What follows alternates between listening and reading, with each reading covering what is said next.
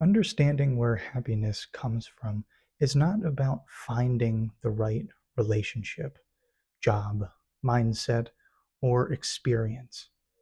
The confusion lies in the assumption that happiness is given to us by life's circumstances.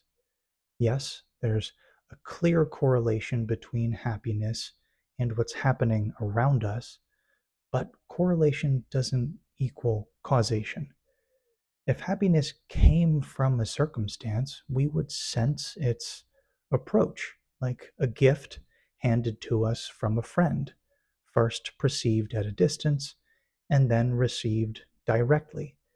But that's not how we experience happiness. Do we ever find it existing apart from us? Or is it always felt directly, immediately, and intimately?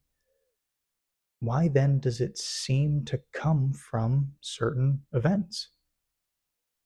Happiness seems to come from certain events or circumstances because of desire.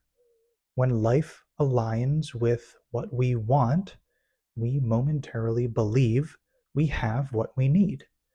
And for that moment, we stop searching.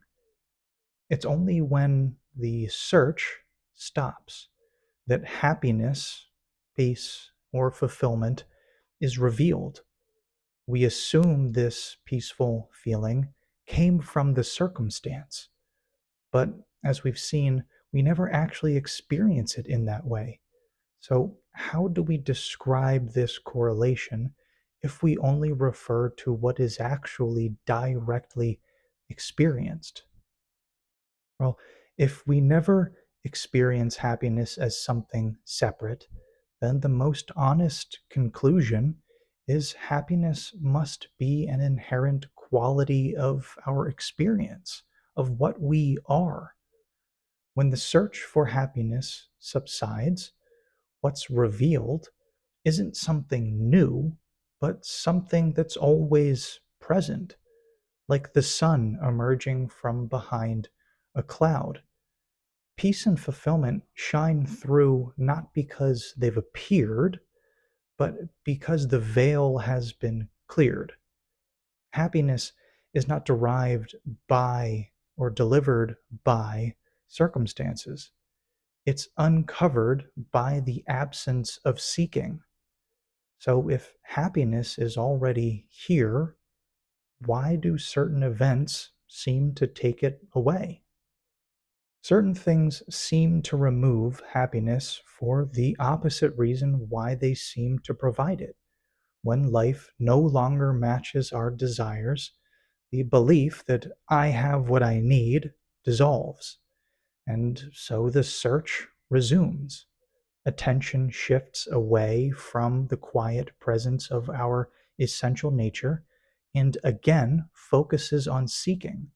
Happiness appears to vanish, not because it's gone, but because our attention has turned elsewhere. Again, we misattribute the change to circumstance when it's actually a shift in focus. Okay, so now what? Well, for as long as there's the belief that happiness comes from circumstance, our experience of those circumstances will seem to confirm that belief. And as long as our experiences seem to confirm it, we'll keep chasing, searching for happiness in the next event, the next success, the next relief. But what we find is never lasting, only temporary moments of relief from the discomfort of wanting. We seem to be happy only when life lines up just right, and then it slips away again. The presence of happiness isn't something that's acquired from elsewhere, but rather something that's recognized here and now.